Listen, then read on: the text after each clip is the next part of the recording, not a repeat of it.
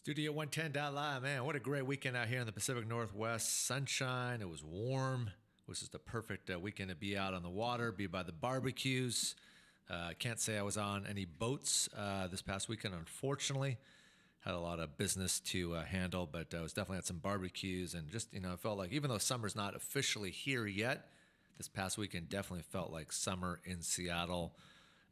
The spot to be at, jet skiing, barbecuing, hopping off boats, Seafair Sunday, the Blue Angels, man, it just gets you in the mood. The Torchlight Parade, a big parade that we're known for here that kicks off the Seafair weekend schedule. It's our big outdoor hydroplane races and air show that we do here every weekend. So this weekend just kind of definitely reminded me and got me in the proper vibe for that, and it was just good all around. When the sunshine is out in Seattle, you see people definitely out in large numbers around downtown Seattle, around Alki, Coulon, Golden Gardens, all over the Pacific Northwest. So good to be back on the air Monday through Friday, Studio 110.live, the big live radio show here. Got some great guests on deck all this week, but today we're going to kick it off with Dr. Paul Anderson, CEO of Anderson Medical Group. Him and I had the opportunity to meet each other. It was about 5-6 weeks ago at a big kind of networking event that we did up here at Studio 110.live's headquarters. So, Doctor, welcome to the big show. I appreciate you coming in today. Thanks so much for having me. Thank you. How did you enjoy this past weekend? It was wonderful. Yeah, it was great. Were you on a boat? Were you near the water? Were you barbecuing? It was the barbecue you mentioned. The barbecue. Yeah. Good. What were you? The typical hot dogs, hamburgers, chicken. We had a lot of grandkids there, so it was a little of everything. Good. Yeah. So it probably reminded you of how eclectic and how nice summer in Seattle and the Pacific Northwest really is. It really, yeah. When it's nice here, it's beautiful. Yep. So I wanted to get you in today. You're our first official doctor on the big program. And you're, like I said, you're the CEO of the Anderson Medical Group, which is based here in Seattle, which includes advanced medical therapies, state-of-the-art medical center for providing full compliant IV hyperbaric and mild hypothermia therapies, and a medical education company, obviously, and you do a lot of consulting work as well. A lot to talk about today. So let's get right into it and talk about what is the background of integrative oncology when we speak about medicine today. Yeah, integrative oncology is, something 10 years ago you would have asked 100 people and one would have maybe have heard of it. And now it's becoming a bit more common, but also more accepted. The idea really is, and this is what we talk about in the book, is that there's so much work to do with a patient who has cancer. And the traditional oncology system, which includes things like the medical oncologists who do chemotherapy and radiation oncologists who do radiation and surgical oncologists who do surgery, their jobs are huge. And the patient still has a lot of other unmet needs, kind of untied up things when they're going through a process of treatment, or if they're done with treatment and now they're doing prevention. So integrative oncology fits in the places those other specialties don't. And we really focus a lot on recovery from therapy and prevention. Okay. So that's what Mark Stengler, my co-author, and I have been doing this a long time, and we decided we needed to put it in a book. And let's talk about just the overall background, in terms of the background in medical technology. Technology is, changing all the time rapidly with new tools and instruments that you guys have the ability as doctors to be able to use that. A lot of people weren't fortunate enough to be able to use, doctors, versus patients many years ago. Mm-hmm. Yeah, I think the technology in medicine has just exploded like all other technology because it's all based in the same growth, whether it's technology that's in or out of medicine. It's informing a lot, even to the degree that artificial intelligence is informing the way that we learn as a medical community, but also just the technological advances have now let us see deeper into the ways that cancer works and the way that people will develop cancers or not develop cancers. The other thing that technology has done that's been really great is we now know things that we used to see and just based on experience or empirically say, oh, that looks like it works. Now we can actually do testing and see it actually made a change in the person's biology. So the technology is really exciting and it changes every day. Yeah. And let's get kind of now into the integrative oncology research you have been involved in here in the Pacific Northwest for quite a long time. Yeah, that was it was a very good and serendipitous event. There was a integrative oncology research program that the National Institute of Health funded, and it was a collaboration between the University of Washington, Fred Hutchinson Cancer Research, Seattle Children's Hospital, what they call the Seattle Cancer Care Alliance, and then also Bastyr University Medical School. And together we shared patients, and we took 5 years to see if patients with the same type of cancer did regular therapy, or if they added integrative therapy, did they survive longer? So we at the end of the 5 years, which ended a couple of years ago, we have some preliminary data. It's still coming out. Their statisticians are still working on it. But basically all of the major cancers that we looked at, our survival times were longer if they did integrative treatments along with their regular ones. And the quality of life tended to be better too. So we got better recovery. Good. Yeah. And how have you seen just, medicine and the everything about medicine in terms of what you guys are able to prescribe and how you guys can do your testings and the research that goes into the new capabilities of having further and further more advanced research? How have you seen it, and how has it been beneficial to you as a doctor, just from ultimately when you were getting out of medical school? Not to say that was a long time ago, but from when you were getting out of medical school till recently. Yeah, it was a while ago. I think that the technological advances, but also just the community advances of what we knew 20 years ago worked for some people, but there was a lot of unmet needs and a lot of open questions. And over time, I think especially in the last 10 years, where we've used a lot more computer tracking of things and stats and all of that, now we can look back and we can say, okay, in these patients, when we do these different things, this seems to be the best package for that person to do, and the outcome is better. So a lot of it's tracking outcomes, and then the idea of integrating.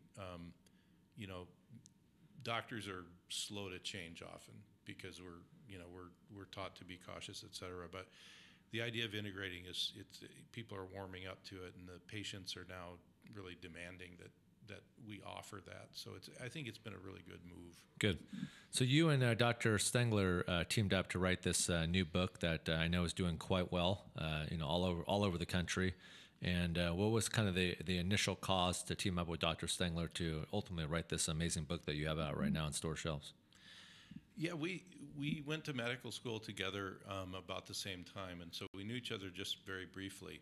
And about 20 years later, he came to a course I was teaching on integrative oncology procedures. And he came to me afterwards, and we reconnected. And so we went out to dinner, and he says, your practice and mine both deal with integrative oncology, but from two different points of view. They're both effective, they're just different. And he said, because he's written a few other books that have been to the public, the more mass market. And he basically said, this is a story that we really need to tell because we've been doing it for so long, and you've got your specialty and I've got mine. Why don't we sit down and see if we can make a book out of it? And so that's really where it started. Okay, great. And literally of the 10 chapters, there were kind of 5 that were more in my wheelhouse and 5 in his, and then we traded chapters and edited each other's stuff. If you're just tuning into the show right now, Studio 110.live with Dirty Harry back at it Monday through Friday, 1 to 3 Pacific Standard Time. I got Dr. Paul Anderson, the first big guest here of the week on the program here, the CEO of the Anderson Medical Group, based here in Seattle. We're talking about the new book that Dr. Stengler and Dr. Paul Anderson decided to team up to write this wonderful book. What can people ultimately expect to get from this book when purchasing it? Yeah, it's we specifically wrote it for the public. So if you're a patient or a loved one or a caregiver or family member, you'll be able to understand everything we're writing about, as opposed to writing it to doctors, which is a little different writing style. And we want it to be accessible to patients so that they don't have to have a hard time understanding it. What we did, though, because there's a lot of doctors who are just now kind of hearing about integrative oncology or unsure about it, we referenced it like we'd reference a textbook. So there's over 1,000 scientific references in it. So the doctor can look stuff up if they want to. The patient gets the big idea, and we actually were able to kind of tell stories or cases from time and say, this is why we do this. We have everything from what does it mean to be diagnosed with cancer, what's that process, to how do the standard therapies work so they understand what they're going through. And then we have a lot of integrative therapies that are things somebody might do either with their diet or with supplements and other things. We kind of grade those and say, these are probably worth doing. These you should maybe, really get some advice before you do, et cetera. Then we have a number of other chapters, but the ones that are really, I think, very helpful to people if they want to understand the big picture. One is causes of cancer, which has really evolved over time. So there's 3 kind of major influences on how one gets cancer, and if you know that and you know kind of where that comes from, then you can step back and say, well, that if we know where the problem comes from, maybe we can do more to fix it. And then the other chapters that we're proud of, because we do a lot of this, is now you're done with surgery or you're done with chemotherapy, you've got radiation, or maybe you had all 3. How do you heal the best from that? Because we want people to get their quality of life back. So we have a lot of information on that. And can we talk about that, just the overall quality of life in terms of, let's kind of get a little bit more advanced with that, because that applies to a lot of people. Sure. I think it's the rare person I've ever talked to has cancer where when you ask them what their main goal is, usually the first thing they say is, well, I don't want to have cancer, and it's too late for that. But their main goal is always, regardless of what I do with my treatment, I want to keep as much quality of life as I can have, because it doesn't make any sense to live a long time with no quality of life. And what we found over time is if people prepare correctly for whatever the procedure is, whether it's, say, chemo or radiation or surgery, and then they do the right things during, afterwards they can do very proactive things to heal up. And for example, sometimes with radiation, people get radiation burns and the nerves won't work right, or they'll have other burn things. We give some tips and things they can do just to help with that. Most of us have known someone who's gone through chemo and they have digestive problems and they feel really sick, et cetera. There's a lot of things that can be done that are very safe with the chemo that will take down those really bad side effects, and especially in the healing phase afterwards, help you heal up. So we spend a lot of time focusing on that because that's our goal. We want people to get the best out of any care they get, but then heal really well afterwards. And you've probably seen a lot of success ratio. I know you're not day to day seeing any patients anymore, but you have a whole group of doctors underneath you that do see patients, and you probably hear a lot about a lot of good, happy endings, happy stories. Yeah, and I certainly saw my own patients for enough years, many years, and that's really where a lot of this came from. I had to kind of multiply myself in the clinic, but what I think we see now as opposed to, say, 15 or 20 years ago is so much better from a quality of life point of view, because we understand the processes better, and so we understand what to do to fix things when they go wrong. Yep. Yeah. How long did it take to write the book? How long did it from beginning to end? From that meeting that we had to putting the book, the book pitch together to the publisher, Hay House, to the end, was probably about a year and 2 months. Yeah. Was it difficult? Did it take a lot of creative, kind of free-flowing processes? Or? What we found was, because we each took 5 chapters of the 10, and we started with the things that we had just done a lot for 20 years clinically. The writing part was pretty easy because it was just kind of pouring out all this that we had collected over that time. The technical details, where we look up references and we look for the latest science and all that takes a little bit of time to just make sure you're on the right track, and then you work with editors on that. But really, it was flowing out of so much experience that it wasn't hard to write. It was more picking what do we put in.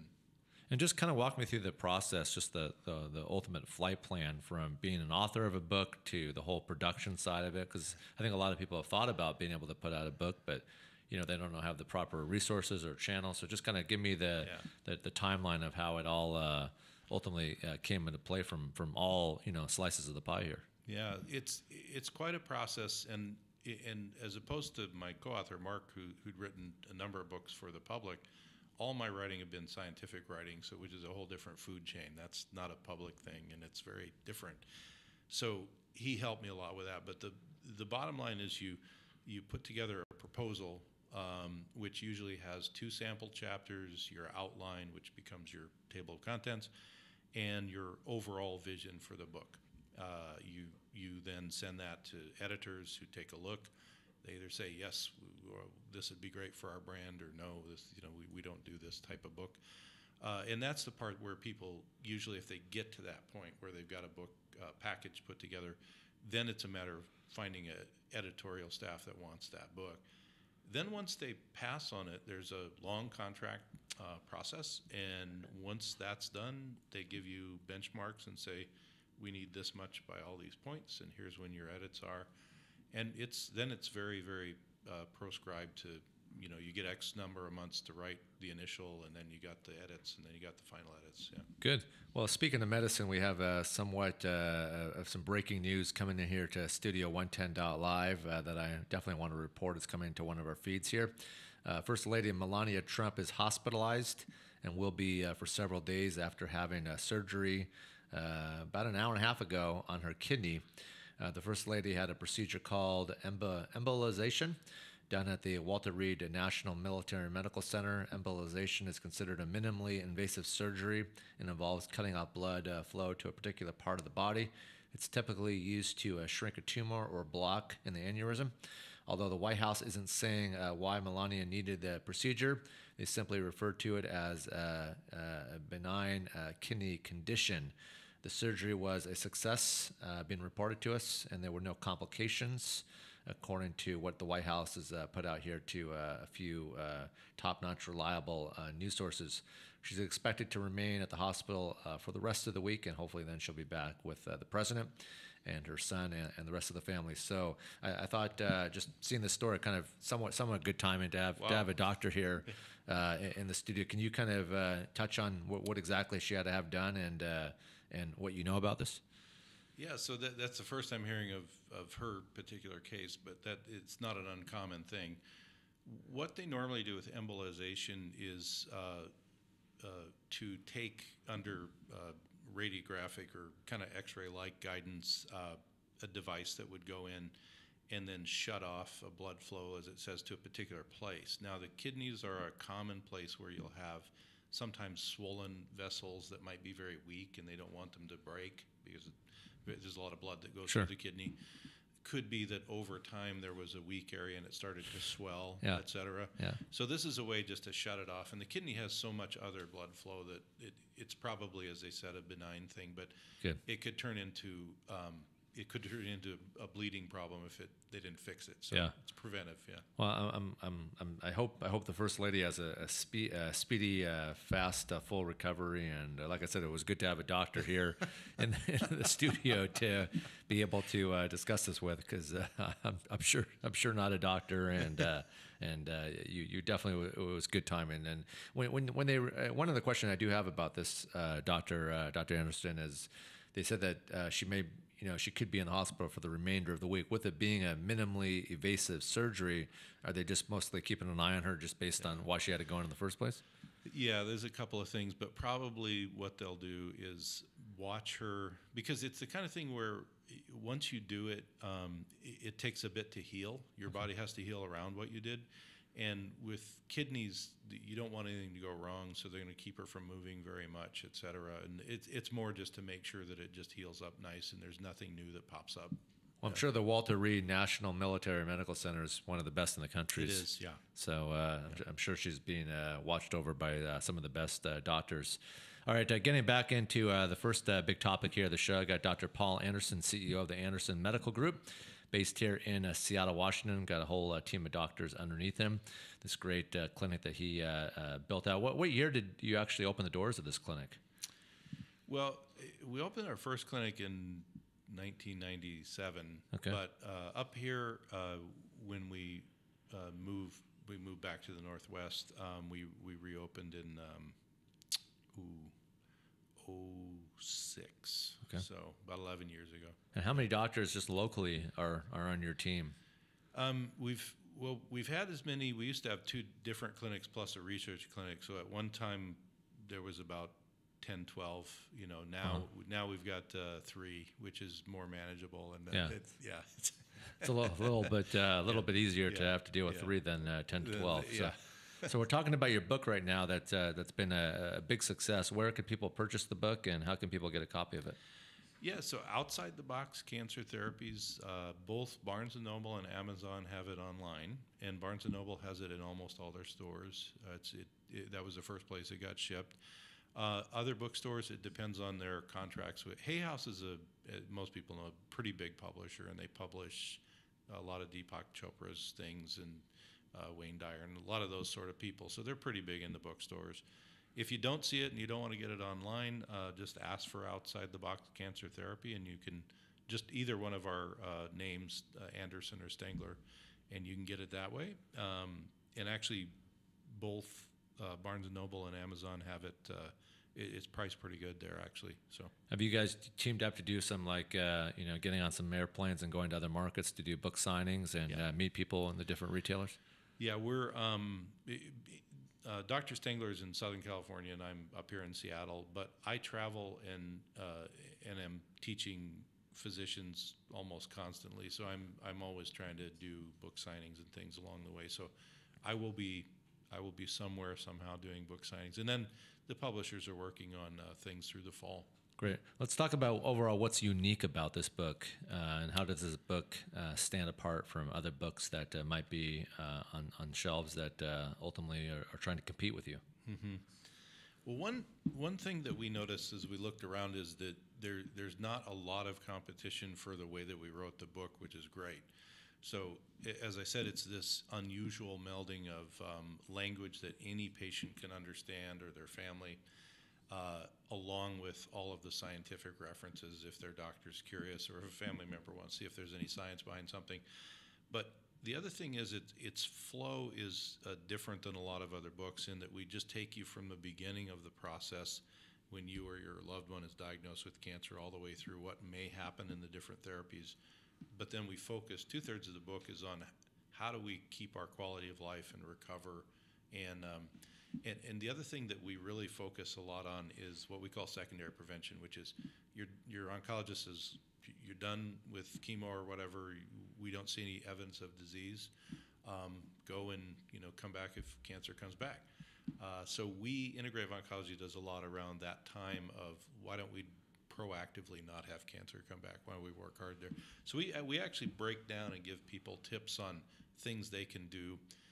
And then if they want to get more elaborate, they can work with a doctor on some of it. But there's actually what could you do tomorrow that would help you? Great. And how have you seen integrative oncology affect real people having to deal with this terrible illness? I think the things that I've seen have been certainly extending life in many, many cases because of bringing back quality of life. And usually if you have better quality of life, it means that your body's working better, and that makes you live longer normally. Sure. So there's that. But the other thing is, even at end of life, we've had patients who may have been in hospice, et cetera, but they would come to us and say, I've got this one last trip I want to take, and I want to go to this wedding, but I have to be healthy enough to do it. Or I just don't want to be on so much pain medicine that I can't talk to my family. And so we'll very aggressively work with them to try and meet those goals. And in many cases we have. Good. Yeah, little of everything. And what do you say to patients and family members of patients that are having to deal with this, who are skeptical of the overall approach in terms of what you've been able to design and put into medicine? Yeah, I think I think when there's anything in medicine, even if it's a tried and true remedy, you have to be a bit skeptical because your body. The thing that we usually say is we start from the point of view, both Mark and I, that there's no yes or no, or there's no only do this or only do that, or this thing's bad and this thing's good. It's all situational. And so, for example, one of the things that we will do with people to help them is sit down and say, look, you're afraid of, say, the chemo program that you're on. Everyone's afraid of chemo, but this chemo program has a 90% success rate. So you you really, you'd be ill-advised not to do that. Yeah. But we can do a lot of stuff to help you out. And then we have other people where the oncologist will say, it's got less than 5% chance of working, and you're going to get a lot of side effects. If you can do something else, I'd do it, And that's where integrative oncology comes in. It's not like, they're bad and we're bad, or we're good and they're bad. It's let's do everything we can so that this human that has cancer gets the very best experience they can. And we read all the time on websites and different magazines and different healthcare institutions, and the information that they provide out to patients and people that really are managing and living good, healthy lifestyles. What are some ways, what are some ways that you've been able to also tell people, patients, family members, ways that we can continue to stay healthy, to be on a good overall road track? Yeah, what we consider now the foundational blocks are three areas of your health. If you can get those under control, you'll have better prevention, healing, etc. So the first block is food and the fuel you put in. And so really the first thing people start thinking about specific diets, but the first thing is eat as clean as you can, because food is a huge way for toxic material to get into us. There's a lot of junk on food. So to the degree you can, try and get, locally produced stuff, organic stuff, etc. So cleanliness is big with food. The next thing with food is just the volume that a person eats. So you can cut up diets different ways with certain amount of vegetables and proteins and fats. But what happens in cancer, especially, is if you have too much of any one category, you will wind up having extra calories and extra energy that the cancer might want to use. So you have to keep the balance really good. And we have a lot in the book about that. And the other thing is actually something that's becoming a lot of websites talking about it now, is just taking a break from eating every day for a short time. So we usually have people stop eating after dinner and then take a 13-hour break till breakfast, so a little bit later breakfast. And the reason we do that, and it came out thankfully in time for us to put in the book, was a study with patients who had survived breast cancer. The only change they made in the two groups, one ate all the time whenever they wanted. The other just did this 13-hour break where they drank water but didn't eat food. The people who took the 13-hour break had a third less cancer recurrence just by doing that one thing. Wow. And it kind of resets you. The second pillar is muscle mass, actually. So it's not your weight, it's how much of it is muscle versus fat. And that actually relates directly to your survival with cancer. And it's because the more muscle mass you have, the more the signals in your body chemically are, that's a healthy direction. We've got good metabolism with muscle. If you have a lot of fat mass, you're going kind of in the wrong direction with that. So even if people are recovering from surgery, et cetera, we just get to do a little bit and just kind of keep the body moving. That helps. And the last part's your brain and how we think.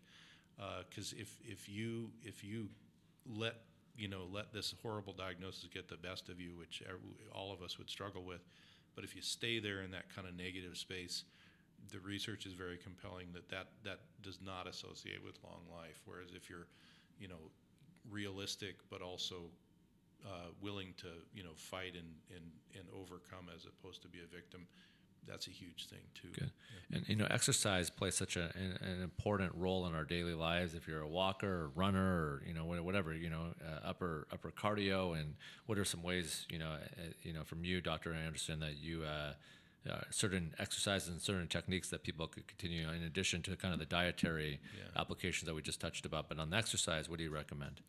Yeah, the first thing we recommend is start where you're at, and don't take on more than you can physically do, because there's nothing worse than going and crashing because you've never exercised.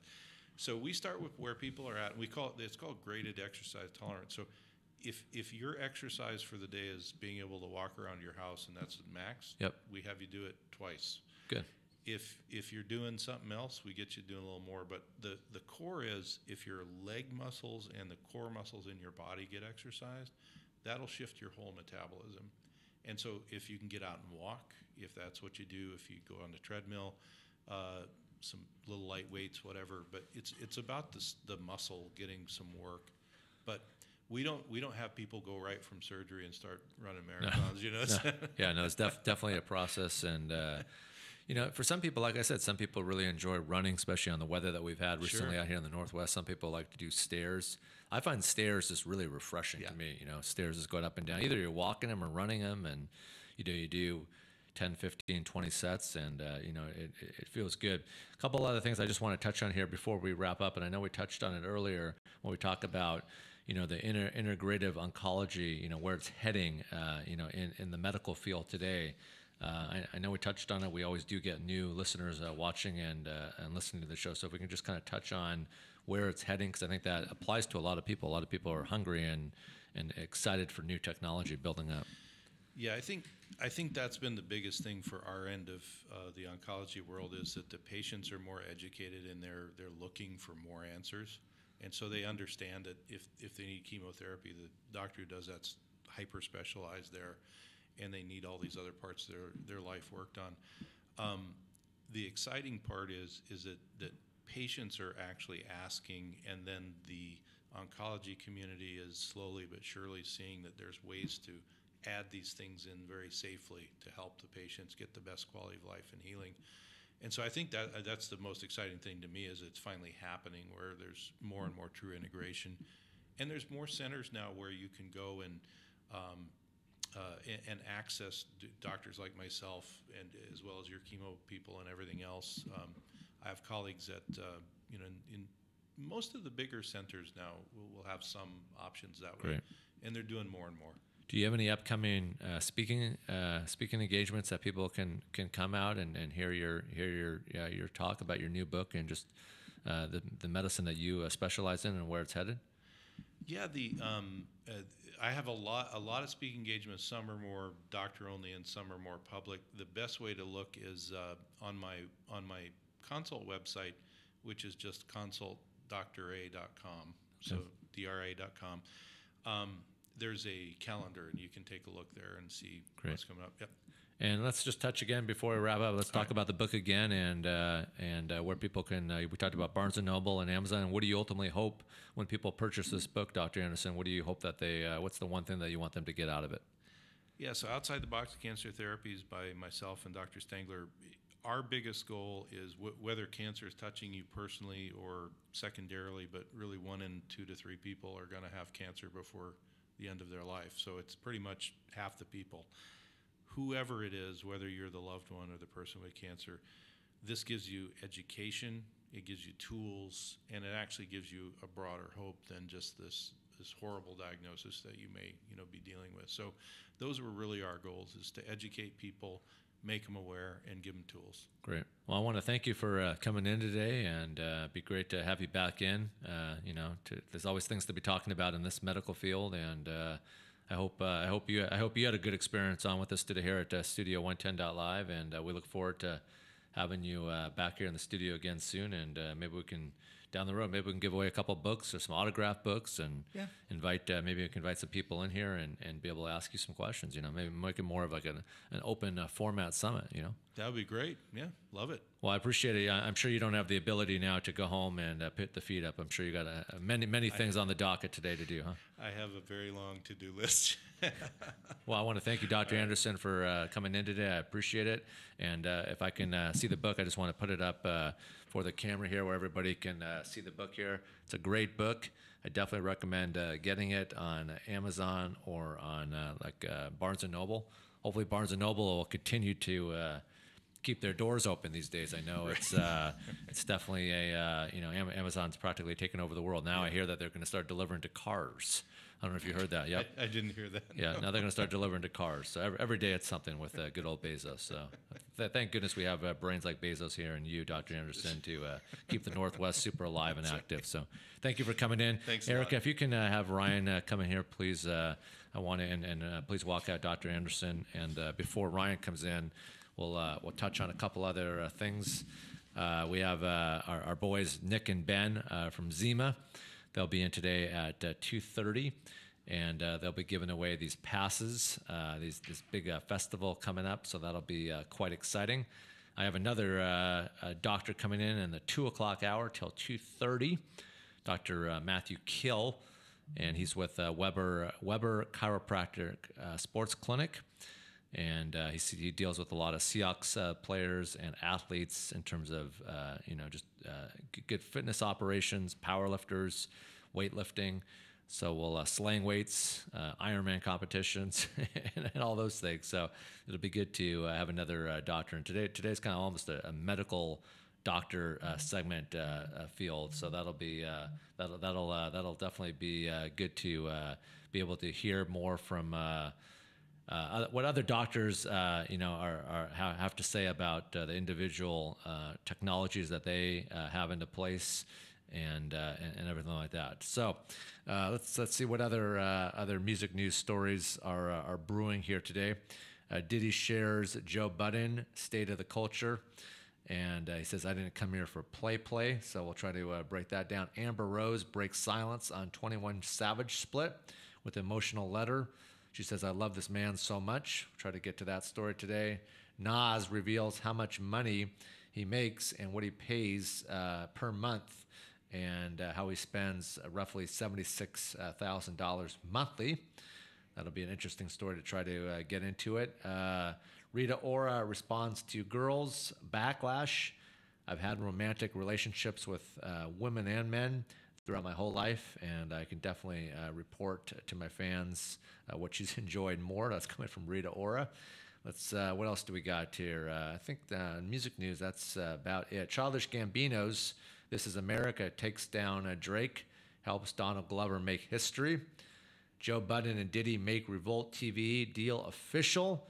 New State of the Culture series is coming, so that'll be quite exciting to continue to be on that. Kevin Gates gives everyone a listen to endless new music, and Emily B and Fabulous remain inseparable in newest reunion pick. So glad to see that he's finally in a good relationship. Andre 3000 and Big Boy finally reunite in a pure Outcast fashion. We've been waiting for this. We've been waiting to see actually when this line is going to reemerge on the appropriate fashion tip. My buddy Tony Shellman, who works with a lot of artists and celebrities to put their lines together, touched on this a little bit. I have a feeling that he has something to do with this, so we'll try, if we have time, to get Tony Shellman on this week to talk about the Andre 3000 and Big Boy clothing connection coming to play. Drake and Migos are taking over all summer 18, and they got some shows coming up. We'll see if they're going to be coming out here to the Northwest, and we will for sure give you tickets for that. Nicki Minaj's surprises at Rolling Loud concert, stuns with this amazing Dior outfit. We'll see if we can get that photo up as well. And T.I. and Fabulous remember Kanye West before he became a Kardashian or Trump fanatic. So a lot of news that we'll try to dig into and get into play today. Once again, I have Dr.Kill coming in the 2 o'clock hour with Weber Chiropractic Sports Clinic. And then I've got my guys Ben and Nick coming in from Zima Marketing.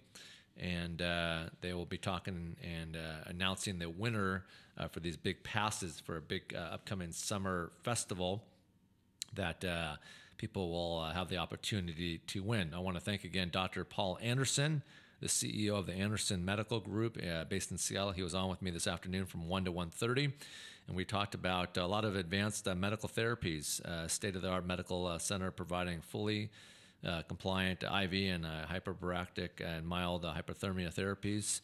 He's definitely a qualified doctor here in the Northwest who has accomplished quite a bit. He opened up his first clinic, like he said, back in 1997, and he's an author of a book that's currently out on store shelves. You can get the book through Amazon, and you can get it also from Barnes & Noble. Until Barnes & Noble, hopefully they'll be around for some time. Amazon is, they've got their footprints on a lot of things these days. I just was told that Amazon will be starting to deliver to cars. So now you'll be able to have, products and food delivered actually to your car when you're leaving the gym or leaving the office. So just one more convenience and opportunity that Amazon and Jeff Bezos are offering to his clientele. And, I recently bought some jumbo jets too to go right up against FedEx and UPS. So we're lucky to have great minds in the technology side like Jeff Bezos here in the Northwest. I'd like to welcome in my personal friend, Mr. Ryan Conley. If you wouldn't mind grabbing on the headphones, I appreciate it. Always good to have you in the studio, Ryan. And I wanted to get you on because we've been making some pretty large announcements recently for what we're doing up here at Studio 110.live and FutureNet and everything that we're working on here together. And you were at Alki yesterday, and you called me with some quite exciting news just in terms of, the coin that's out right now for the general public to be able to mine and purchase and buy. It started off, I believe like $2 or $3. Now it's up to damn near like 35 or 36. So, I mean, with your brains and everything that you're building, let's talk about just the success on where the coin is right now and just, how people need to ultimately get involved. Yes, thank you, Harris. And I was just excited to catch up with you about this because you're around us all the time and you see who comes through the doors here and what takes place. But in the last week, yes, there's been a lot of new energy about this place. Yep. And this is because Futuro Coin, which is the world's next, the world's first cryptocurrency, social media cryptocurrency. Okay, the world's first social media cryptocurrency. That is what Futuro Coin is, and this coin is associated with FutureNet, the next Facebook that pays the people in Bitcoin. And Harris, this coin now it is now on 4 cryptocurrency exchanges, so it's legitimate. Mm-hmm. It is forked off the Dash backbone. Dash is a coin that was about $400 to $500, okay, and within 2 years, it's been as high as $1,400, but sold like at sometimes see the spikes or whatever, but $400 or $500, okay. So just imagine a coin right now that, we say is about $30+. Say it's fluctuating about 30, 31, but it was $4 at the beginning of the month. Right. Okay. Right. So this coin, that's quite a big jump. That really is. And the reason why it is because this is the largest cryptocurrency social media network on the face of the earth. Yep. And now this next Facebook has its own cryptocurrency. Yep. And for everybody that wants to just kind of learn Ryan's success ratio, Ryan did quite well in the real estate market. And he said, real estate just wasn't giving him enough satisfaction to be able to really give back to the people. So you were one of the early guys about 4 or 5 years ago that really started to get into mining and be able to bring, FutureNet, which is it's based in Poland, and you were one of the instrumental top figures to be able to bring it here to the United States, which has really affected a lot of people in a very positive way. But just talk about just the mindset that you were in, because you did well in real estate. And you told yourself, real estate is just not, it's just, I don't have any passion in it. It's not what I enjoy doing. So just walk me through and to all my listeners watching our show here at Studio 110.live with FutureNet, what made you ultimately leave real estate to kick this off? Yeah, it's very therapeutic to talk to you about this, first of all. Thank you. Thank you. Yeah, thank you. Harris is like my counselor. I try my best, So, when I was in real estate, I had a lot of houses for sale, and I always say that I fell out of love with the banking cartel. Okay. I understood with the housing bubble taking effect, a lot of people lost their houses. These are people that I put them in. I watched families fall apart because of all this stuff. And I noticed that the system that we were living was not a good one for anyone to be part of, and that there was actually alternative systems out there that people could partake in, such as cryptocurrency and Bitcoin. So when I noticed that, to me, it was a karma thing. Bitcoin allowed me to basically redeem myself because I did not like the idea of just working for a paycheck and stuff like this. I didn't like the fact, everything I believe should be residual income for life and not something that you just say, I'm going to work X amount of hours for this pay per hour. Right. So when I found this, it really made sense to me, and it changed everything. Good. So. And it's just a happy, fun thing to talk about, just because whenever you hear someone's massive amounts of success and, just being a true believer and believing, what could come to America with the proper approach and the proper inner channeling effects, and just, how you've changed so many people's lives. I mean, like you mentioned earlier when you hopped on, there's so many people that are coming up here, and I see smiles on their faces. They give you hugs just because, and these aren't just local people. These are people that have families overseas in China and all over the country that have taken what you've built with your team and found a lot of rewarding happiness in it. Well, I think nowadays people are so broken apart. So, we all have individual things that we're interested in, stuff like this. But the one thing that we do, the one common thread that we do share is social media. We are all basically on Facebook. Yes. So this is something that we can actually do together. And what I have found from that is that sense of community that we are missing elsewhere. Yeah. So, Yeah. you know, it is really cool to be able to have a lot of people and have that connection in something that we know we agree on about the same thing, and we're happy to get it across out to the world. And you made a big announcement, and I think it's safe to say on this show, I was going to wait for you to make it, but recently you teamed up with some very successful people in the cannabis space.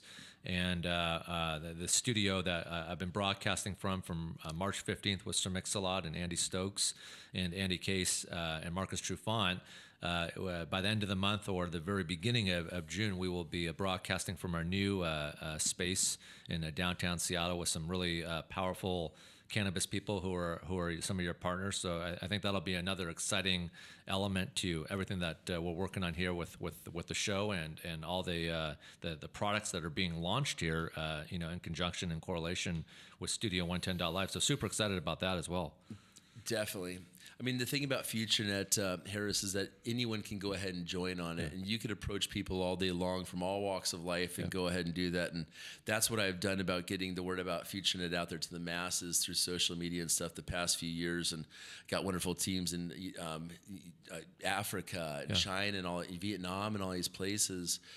But with us focusing on the cannabis space right now and making so many friends in that space and introducing that cannabis space into FutureNet, that's been the focus recently. Yep. As we move closer to HempFest, which has about 100,000 people, we'll be sponsoring that. So watch for FutureNet at HempFest. And we'll be broadcasting from there too. Oh yeah, we'll have you down there with the whole entire show interviewing, the Marleys and all of these people. And Vivian, I want you to know, Jake the Professor and Vivian were both here on the show with me a couple weeks ago, and Vivian mentioned something really interesting. I don't know if you know this, Ryan, that HempFest started in 1991 here at a local park called Volunteer Park with 500 people.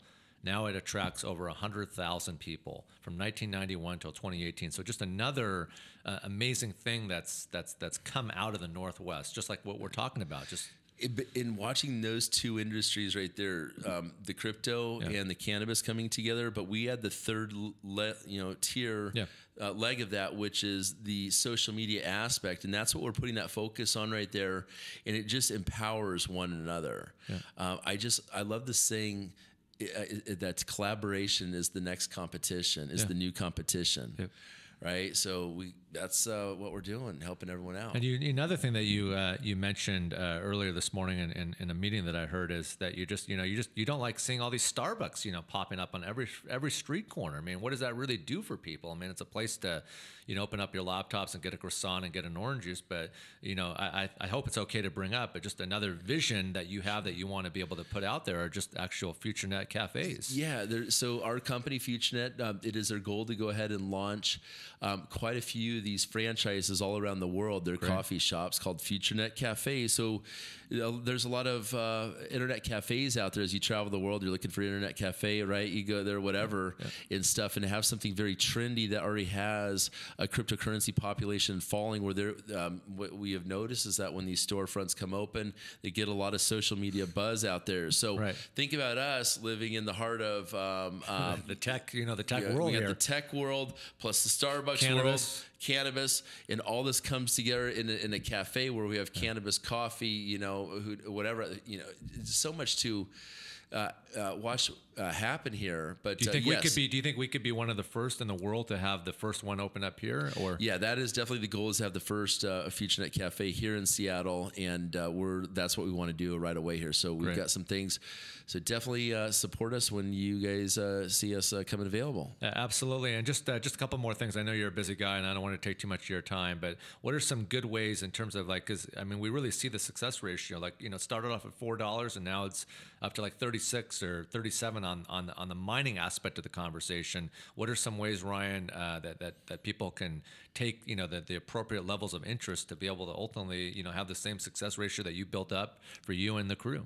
Well, we have a method that you can have instant success with this. And what's trending right now on Facebook and all these different social media platforms is the hashtag delete Facebook. Yeah. Okay. So we're actually training our people to go out there and to search this hashtag delete Facebook, right, and engaging with those people that are actually talking about that and say, hey, look, thanks for supporting that hashtag.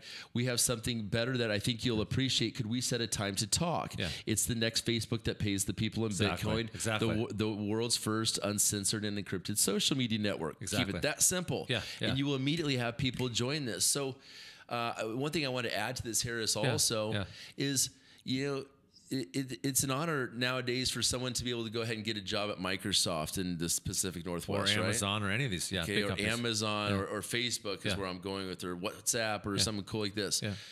And you look at these people that are contained in buildings working at these, for the most part, they're contained working in these buildings. 14, 15 hours a day. No life, no social life. No life. We see them through the windows right here, but with FutureNet, you have your ability to have your own blockchain business, your own social media business, just like if you were to work for Facebook, but wherever you want in the world. Exactly.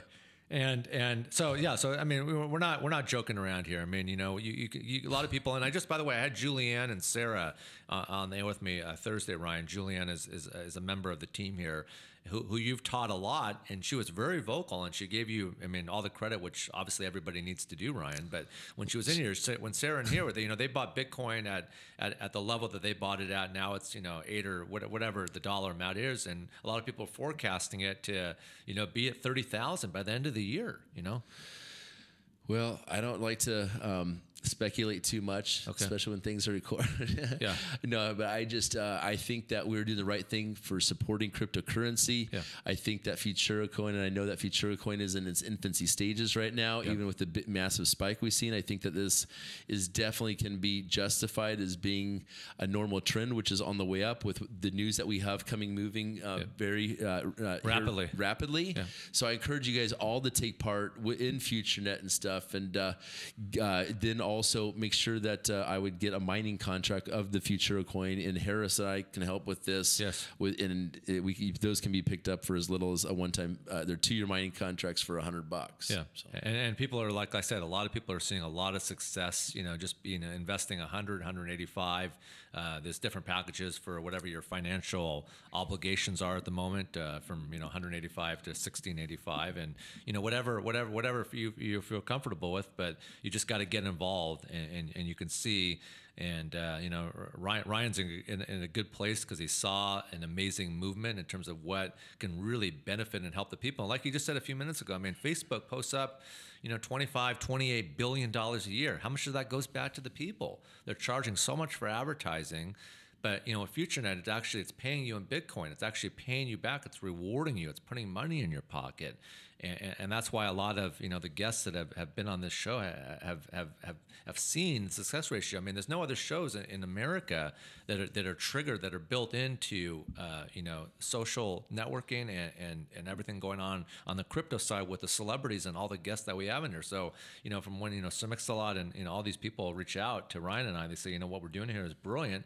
Holds a lot of weight. It really does. Big time. So we're really excited, especially for the upcoming summer events, to be able to get out there and broadcast and really be able to shake hands with people and have a lot of face-to-face time, at HempFest and Seafair and Paradiso out there at the Gorge. So it'll be a lot of fun opportunities to get a couple of the guys from the team to come out there for the live broadcasts and meet people and really show people what we're doing, because it's no joke, Yeah, we're looking forward to events dealing with monetization and club ownership, also with monetization with all this. And shout out to Ryan Lewis. I'm going to have an opportunity for you to meet him here in the next week. He's done very well at Google, and he owns Amber Lounge on First Avenue. I like that place. So we're going to get to Amber. We're going to get him, and then Amir from Stadium. So you guys can see the kind of people that get involved: smart people, business people, people that are on social media. Right. So feel free, Ryan, I know you've got a busy day, but feel free if you want to stick around. Dr. Matthew-Kill is the next special in-studio guest. Thank you, Ryan. And he's with Weber Chiropractic Sports Clinic. He deals with a lot of athletes, Seahawks players, and other people to help them with conditioning efforts. and the power lifters, the slaying weights, and all of those wonderful good things. So we'll get Dr. Matteucci, and let's thank again Dr. Paul Anderson from the CEO of the Anderson Medical Group. And he's done a lot for the community. He really has. He's got a great book out right now on Amazon, at Amazon and at Barnes and Noble. And you should definitely get out and pick up that book. It's just a great book. And I asked him if you didn't have an opportunity, if you missed the interview, we talked about just proper diet, dieting techniques and proper exercising, and just he says just even a walk around the block. Or doing, not running upstairs, but, walking upstairs normally. A lot of people like to run. Sometimes you don't have to do, a full power run from the beginning to the top. So there's just, and just eating a lot more organic vegetables and really watching, from dietary concerns, what we put in our mouth, lots of fruits and vegetables, and just kind of a lot of the obvious things. But it was really interesting to have, Dr. Paul Anderson, the CEO of the Anderson Music Group here, the Anderson Medical Group. Maybe Dr. Anderson is also an artist. I call them the Music Group. So that was kind of a little accident, but hey, live air. You never know what can come out of it. Expect the unexpected. Those are the lines that I always like to preach. Here at Studio 110 Live. And what a wonderful day it is out here in the Pacific Northwest today. Hopefully the weather is nice in the markets and in the cities and states that you live in. But it's been nice the last couple of days, especially. And I hope all the mothers out there listening, I hope everybody had a wonderful Mother's Day. And you got some great gifts and some great food, and had some great moments to spend time with the family. I had the opportunity to visit some different friends here in the Northwest, and I was kind of like a little road trip. When I got invited to like 2 or 3 different places to be able to celebrate Mother's Day. Some breaking news that we did touch on a little bit a little while ago that I definitely want to address again. Melania Trump is hospitalized and will be for several days. The First Lady. She is okay after having surgery earlier on her kidney. The First Lady had a procedure called embolization done at the Walter Reed National Military Medical Center. Embolization is considered a minimally invasive surgery and involves cutting off blood flow to a particular part of the body. It's typically used to shrink a tumor or block from an aneurysm. Although the White House isn't saying why Melania needed the procedure, they are simply referred to it as a benign kidney condition. The surgery was a success. Very happy to hear that. And there were no complications, according to the outlets that are providing the story. She's expected to remain at the hospital for the rest of the week until she can return back home to the White House, serving as the First Lady. So we wish her nothing but a fast, speedy recovery. I had the opportunity to speak to Dr. Paul Anderson about this, and he says it can be, there can be some complications, but I have full understanding and proper awareness that the doctors at Walter Reed National Military Medical Center are probably the best in the world, and that's why the president has her there being treated. So once again, all the best to the First Lady. All right, let's get, are we on time? We're actually 3 minutes early, so that we're doing good things here today. I want to welcome my next in-studio guest here, Dr. Matthew-Kill from the Weber Chiropractic Sports Clinic.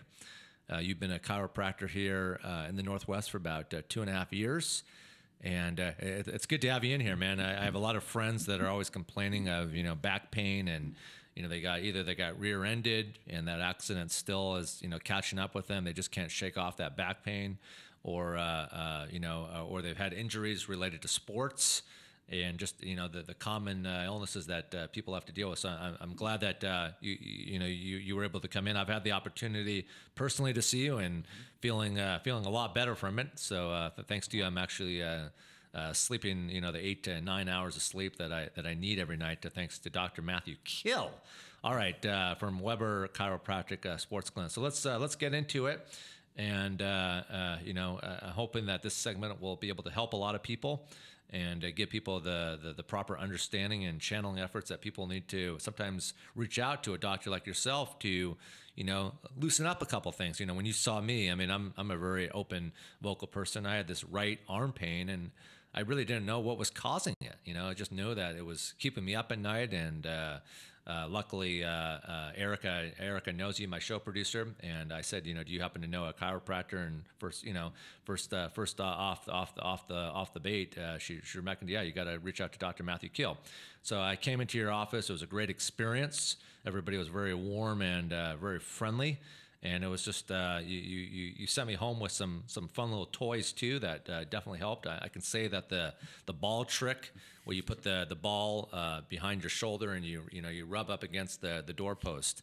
I actually didn't quite do that. I should have done it, and I should have shot a YouTube video me doing it, because these days it doesn't take much to get something up there in lightning. So welcome to the show, man, and let me know what we got on the flight plan today. Obviously, there's a lot of things that I want to talk about, but what are some important messages that you want to put out there to all the fans here at Studio 110.live and help them ultimately for what they're having to deal with? So yeah, I just want to thank you for having me on the show. So one of the things I really want to get out there is to let people know that we're here for you. Yeah. When you're having pain, like yourself, you weren't able to sleep. Yeah, it was terrible. Yeah, it's not normal. So it was great that you came in and that we were able to help you. And I know there's a lot more people that are just like you that are having all these issues that don't know where to turn to, and they've been through all the medical procedures and all the X-rays, the MRIs, and a lot of those things could be I don't mean to interrupt you, but a lot of those things can be prevented. You don't necessarily have to call the doctor up and go through all the X-rays and all the procedures and get a huge bill when you can just go to a center like the center that you operate. And one visit, sometimes it can just take one visit. Sometimes, obviously, it's going to be 2, 3, 4, 5. But luckily in my case, I'm feeling a lot better just from some of the maneuvers and things that you did on my arm. Yeah, that's a lot of times it's just like that. Yeah. They don't need to go through all those hooplas and all those all those multiple hoops just to be able to get the to ultimately feel better, but to also get the proper awareness that they need to. What is from all the testimonials that you hear from your patients when you're meeting with them, I'd imagine a lot of them have explained to you, in during tough times, that they really didn't have any outlets to turn to. They're just so frustrated that they were lucky enough and fortunate enough to be able to find a clinic like yours to be able to come in to feel better, because no one wants to be in pain. So pain is awful, and it's not normal. Yeah. So the fact that they come in and we're able to help them, I'm a big advocate for like I say. I always tell my patients that we're a team together. We like to, Good.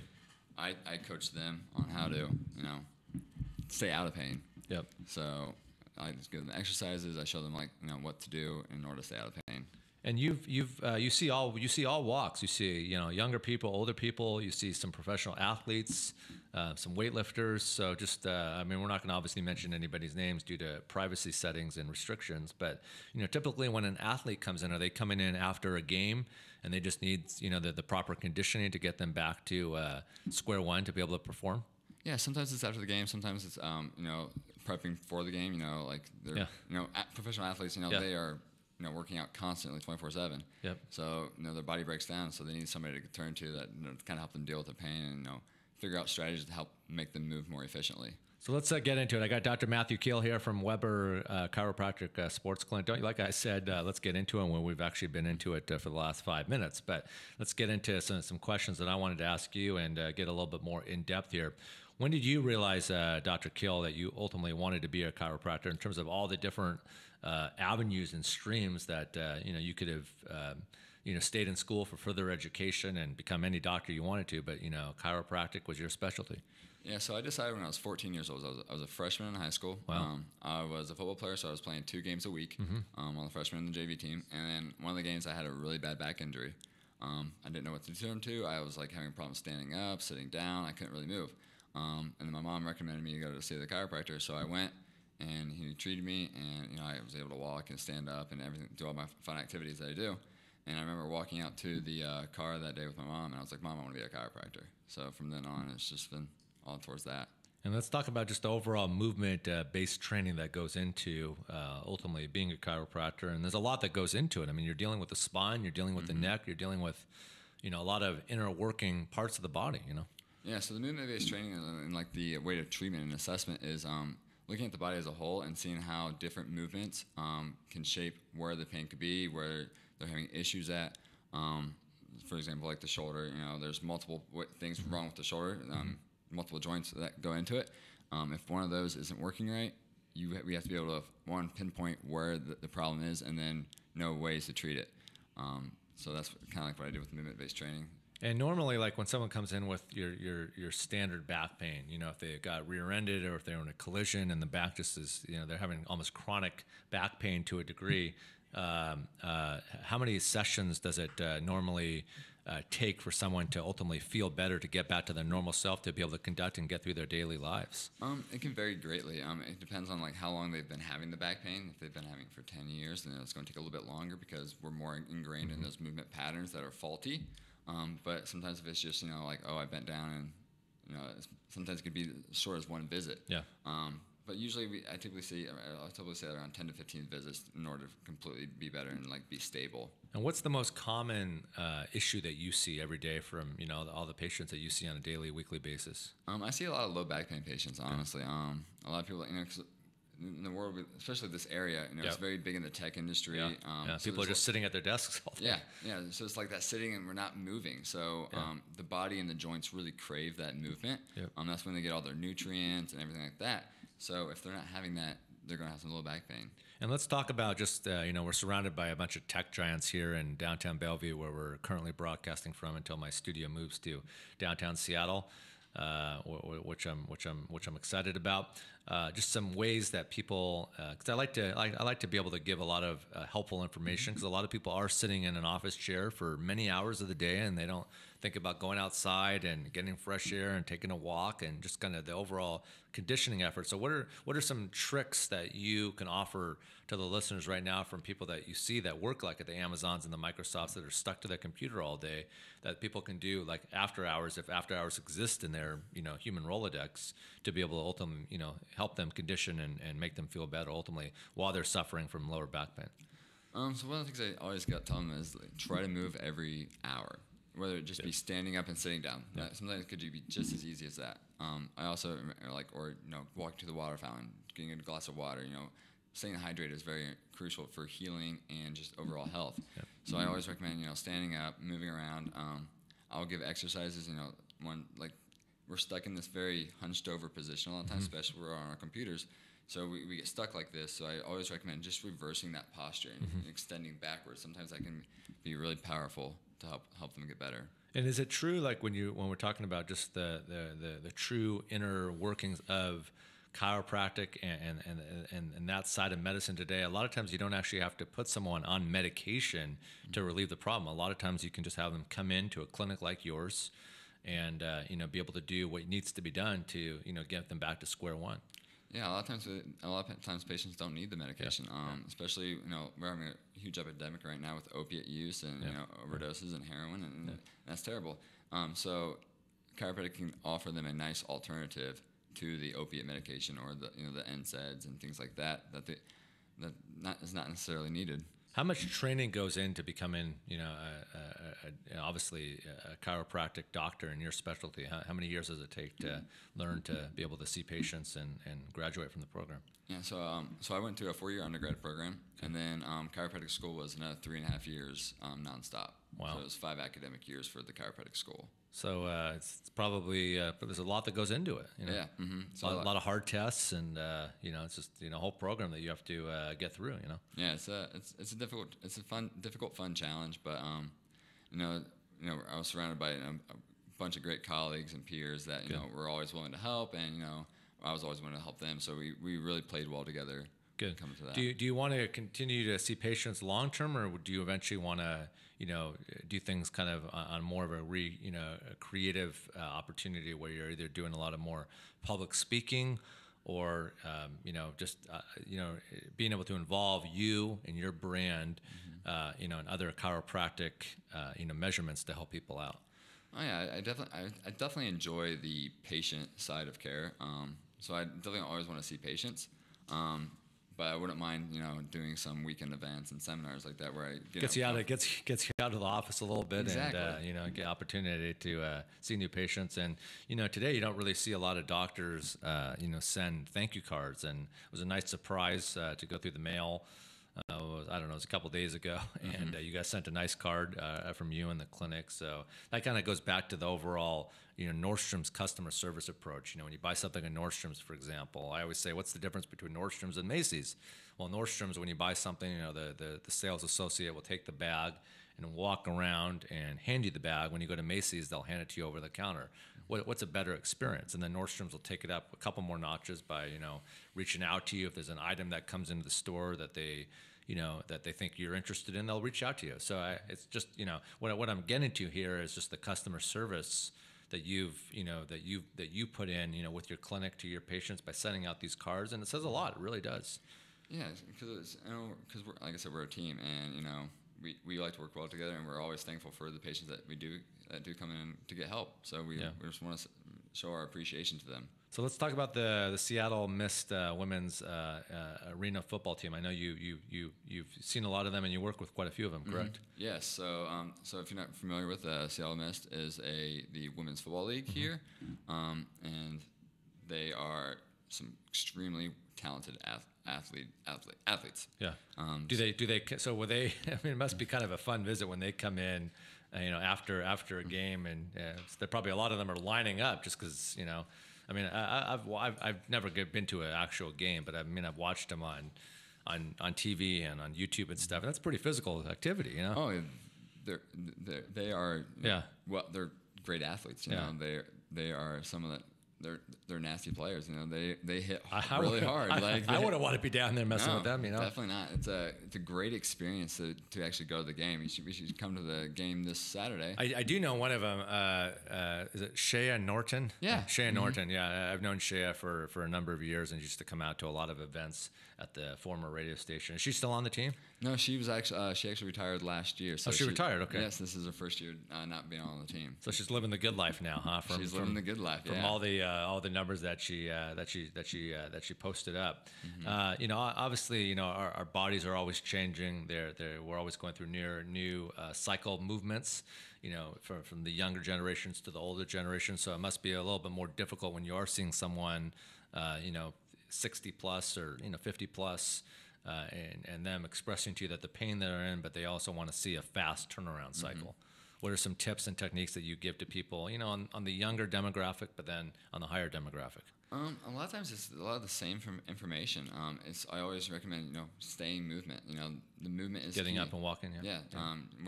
So for the older patients, it's sometimes it's just walking more, walking around, take a lap around the block. Walking the random cat outside or something, or looking for birds outside, just doing something random, So. Yeah, it's crucial to be active. Yep. So and just kind of my show prep that I always do my homework here, so I've got some good knowledge here. The World Championship Powerlifting Competition. Let's touch on that. You did a fair amount of that yourself, but you also see patients that do it as well. Yeah, So Seattle is a great area for a lot of really high-level world record holders in the powerlifting industry. So we'll go, the last one was in Las Vegas, so we went down there and treated in the back corner, and then we'll do some of the drug testing afterwards, and it's really fun to be in the atmosphere and to see some huge numbers being put up. Yeah, the last time I bench pressed, I think I did. It was 170, 180, and that was enough for me. But then you see some in the gym that I've had the opportunity to work out with guys. You see guys that are lifting 300-400 pounds, and I just can't imagine the amount of torque and what they have to go through to be able to condition their bodies to be able to pull up that type of weight. I mean, whether it's bench pressing or powerlifting or all that. And then don't you also have to be a little bit concerned, and I wanted to get your thoughts and opinions on this too, when you're lifting that type of weight, just the risk of hernias?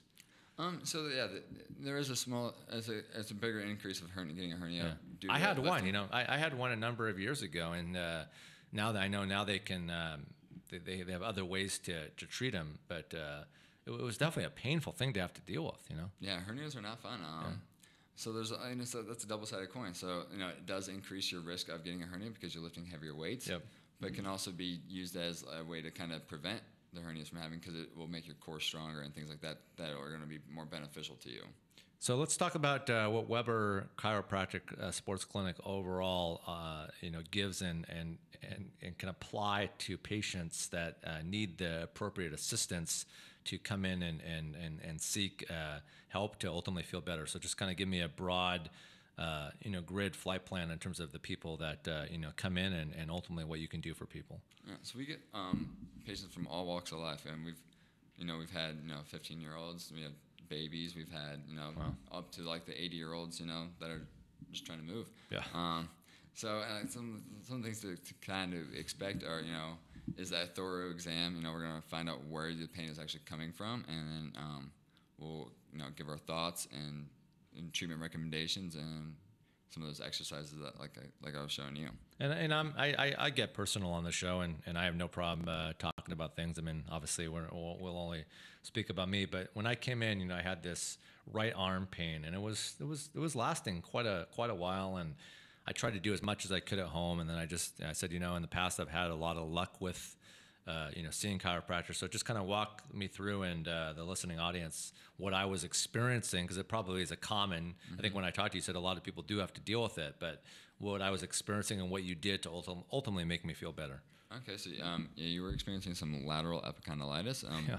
It was also your case was interesting because it also had some overlying tones of some thoracic outlet syndrome, so it would be coming from your shoulder and neck. A lot of times as posture based. That's why we were digging into your shoulder, into your neck also as well. But the lateral epicondylitis was what that is a otherwise known as tennis elbow. Okay. It happens when on the side of your elbow it gets a lot of pain, that those muscles get tight and they can cause spasms and cause a lot of pain. So what we did to kind of treat it was it's called active release technique. And that is it's kind of like a pin and stretch technique. So we shortened your muscle and then pushed into your muscle and then lengthened it. What that does is it kind of helps relieve those muscle tension.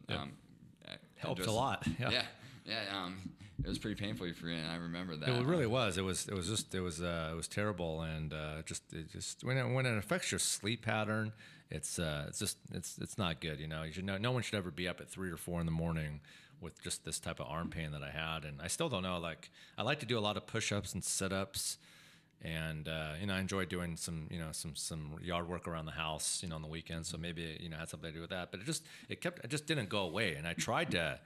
Before I came in and saw you, it was reoccurring. I kept on saying, like, is this thing going to ever go away? And I went about a week, 7-8 days, and I said, I just got to come into the Weber Chiropractic Sports Clinic and see Dr. Matthew-Kill. And sure enough, you guys really worked your magic. So I appreciate that sincerely. Let's talk about dynamic neuro stabilization and what that offers to patients today. Okay, so dynamic neuromuscular stabilization is a way of assessment and treatment, and what it kind of goes back to is child developmental motor patterns. So if anybody has kids, they know, like, around 3 months they're on their back and they're kind of hanging out. Yeah. So it kind of brings it back to that. But what that does is helps centrate the joints and make the joints in the ideal position, and it kind of retrains the diaphragm to actually use as the main breathing muscle. A lot of times with how we're sitting, with how everyday life is, we get in that slouch position, and then our diaphragm doesn't end up working, so we end up using a lot of our chest muscles and our neck muscles to kind of help lift our rib cage up to breathe. So what that does is just kind of helps retrain that diaphragm to actually be the main breathing muscle, which can help the low back stability, and also a lot of times it will help neck pain too, because it makes you reuse your diaphragm instead of your neck muscles to help breathe. And there's nothing worse than like sleeping the wrong way and waking up and either turning your neck to the left or right, and just you can't do it. And it's just nothing worse, especially when you're driving. It makes it so complicated, and just the amount of pain. Do you still recommend, or are this kind of just an old past pretense where people have found assistance and help? Using the standardized heating pads and the ice packs. You still recommend that, or that's not the first appropriate measurement to making someone feel better for whatever they're having to deal with at the current time? So I still recommend the use of heat and ice. especially if they haven't been into the doctor yet, they have to do something, and that's a very safe place to start. For in the beginning stages of care, especially if it's right after the accident or injury. I usually always recommend ice for the first 48 hours and then heat afterwards. But it's something that they can do at home, and it's easy, safe, and effective. Good. And so let's. So how many doctors are currently at Weber Chiropractic Sports Clinic in the east side here, where we broadcast the show from? So there's 2 chiropractors. There's me and Dr. Weber, my boss, and then we have 2 massage therapists as well. And then what are the massage therapists really? What is their? Walk me through kind of that process. So once they see you or Dr. Weber, is kind of a secondary follow up to go see them, or how does that usually work? Yeah, so it's always nice to have to get a massage afterwards. One, it's super relaxing. Yeah. Also, relieves a lot of stress. Yes, but there's also we assess the joints. And then the massage therapist can take the time and really assess the muscles and treat the muscle side of the pain. And how effective with chiropractic issues? I mean, are you still having to do X-rays? Because a lot of people, even though a lot of X-rays have advanced in technology, where they're going a lot more. There's not so much radioactive going into the human body. It's a lot more technology user friendly for patients. Are those the types that you offer at your sports clinic when you do have to do X-rays? Yeah, we definitely do have X-rays there. It's not something we use a lot of because I like to only use it when it's like really clinically warranted, because I don't want to expose patients to unneeded radiation, because it's just not really useful. It's just not useful or beneficial. So it's just some of the seminars that I'm seeing. We talked about the dynamic neurostabilization, functional range release, rock tape, FMT, and the selective functional movement assessment. You could tell that I'm far from a doctor. Yes. But that's why I need someone like yourself here to let's talk about the functional range release, the rock tape, and the selective functional movement assessment. Okay, so we'll start off with the functional range release. So that is very similar to the ART that I was explaining earlier, that active release technique, and it's just a treatment based in science. It's in theory, and it's just a way of treatment and really assessing the musculature of the body. Okay. To really create long-term change. So in the rock tape, that is pretty common. So if you watch the Olympics, you've seen the tape on the athletes, most notably the volleyball players. And what that is just it's a stretchy kind of tape that will help lift the skin off of the underlying musculature, thus freeing up the nerve endings that are there. And you use some of that on me too. Yeah. So it's it's a way to kind of like, especially after the treatment, because it'll last 4 or 5 days on the body. You can shower with it and everything like that. So it's just a way to kind of help retrain that muscle to be in that right proper position. Okay.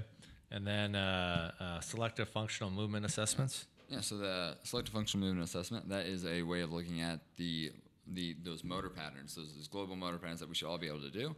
And it basically classifies them as dysfunctional as functional.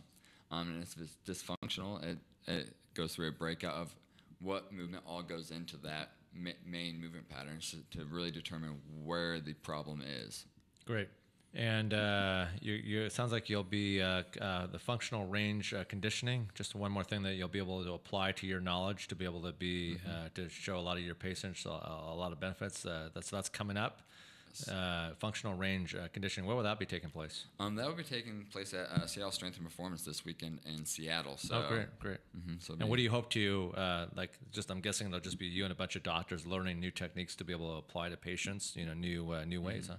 Yeah, so it's a way of looking at joint health and mobility training. So it's there'll be I'm sure there'll be doctors there, there'll be physical therapists, there'll be probably trainers there, people from all kind of walks of life. But it's just a really great tool to have in my tool bag of different ways of trying to help my patients. And it's interesting how you ultimately met your boss. It wasn't just like at an average run of the bout career seminar, or you reaching out and applying. You actually met your boss at the World Powerlifting Championship down in Las Vegas. Yes. So talk about how that relationship came into play. You were just both there and just kind of hit it off, and one thing led to the next. Well, it was funny because I actually did apply for the job. Because he was looking, and then he was asking about when I wanted to come visit out to Seattle to visit, and I was like, well, I'm free this weekend. And he's like, bummer, I'll be in Vegas, but he's like, you can come if you want to. I was like, well, I've never been to Vegas, so I was like, let's go to Vegas. And then I met him there, and then, you know, we worked on the athletes, and it was just a really great time. Good. So one of your great quotes, healing and getting better is a team effort. And when you say it's a team effort, I mean, the doctor can only do so much, and everybody relies on the doctor to make them feel better. But one thing that I learned from you was just all the techniques that you sent me home with, you know, the application of the tape and the ball trick, standing in the corridor of your door frame, and those things definitely help. So you're not joking when you say it really is a team effort. Yeah. So like I guess when I go further and explain that, I'm just like, well, you see me maybe for 20 minutes a day, maybe 3 days a week. So that's an hour. Yep. There's a lot of other hours in the day that, you know, we're gonna have to work together to make sure, one, you're not keep hurting yourself, and two, to help you get you better. And you've been referred to, you know, as a special movement-based doctor due to your unique and highly effective healing methods. And you've healed and treated athletes, you know, in the World Powerlifting Championship, obviously in Vegas. We just talked about that. The Seattle Mist women's football team, the Thunderbirds hockey team, Koga Sports, MMA cage fighters, and other local sports teams and events, including weightlifting. So, you know, when those MMA cage fighters are coming in, you know, Anthony Hamilton has become a new friend on the show. He recently had an event that he won at the Snoqualmie Casino. So just when these MMA cage fighters are coming in, I mean, I saw Anthony's size and his ability, and he was really, you know, he came in, you know, once or twice, I think, before his big event, and he just said, you know, his goal is to really just, you know, drop him, kick ass, take names, and, you know, get back to the house for the after party. So what are some common common things and ailments that you're seeing from the cage fighters when they're coming in where they need your assistance? A lot of times it's like, you know, their training is, you know, brutal. So, you know, it's a lot of times it's just mixed, you know, bumps and bruises, and, you know, trying to, you know, make sure that they're, you know, staying like efficient in their movements. And, you know, if they have a shoulder, you know, like when it hurts to throw a punch, we got to, you know, treat the shoulder to make sure that they can stay in fighting shape. So we have a lot of, we have a lot of runners in the Northwest. The Northwest Seattle is a good place to run. You know, other cities obviously are too, but a lot of people like to run. So what are kind of your common tips and important points that you bring into play? Like if someone is a daily runner and they're experiencing some lower back pain to a degree, how much time do they really need to take off until they can get back out there on the track? Because a lot of people really are, you know, sometimes people run twice a day, you know. So if they're having a lot of back pain and while they're running, I don't want them to take them out of their running, because one, they're not going to listen to me because they're runners, and runners are going to run. But I will say, you know, maybe decrease the workload for a little while. Still run, but still decrease the workload. Making sure they're doing other things that are taking care of their body. So like, you know, like the foam rolling, things like that, stretching. I'll recommend, like, you know, doing a little bit of like muscle activation beforehand to kind of make sure the muscles that are going to be using a lot of, that they're kind of ready and prepped to actually work for them. Do you ever see any of the local firefighters? You know, we have the big stair climb here. It goes to a great cause down at the Bank of America Tower building. Do you ever see them come in, you know, with back pain, just with all the equipment there, you know, walking up, 80, 90 flights? You know? We'll see a few of them, So, and it's just the same thing. That they're, you know, under extreme amount of load and pressure and stress. You know, they're working, you know, 48-hour shifts, 24-hour shifts. That, you know, it's not easy to, you know, to really recover from. Well, and they go through a lot, but, you know, people also need to realize that they have it pretty good. You know, they work 2 24-hour shifts a week. They work twice a week. And, you know, the other 5 days they can do what they want. So it's not, you know, after 6 p.m., if the call load is low, they can do whatever they want around the station. Until then, it's just a lot of hydrant checks and medical runs and stuff like that. So it's not as tough as people make it out to be in any way, shape, or form. Because I have a lot of friends who are firefighters, and it always cracks me up, you know, when I'm at a party with 1 or 2 of them, and people say like, "Oh, your job is so difficult," and it is. It's a very rewarding, very difficult job, but, you know, like I said, it's 2 days a week. It's 8 days a month, so it's not, you know. It's a solid gig right there, you know.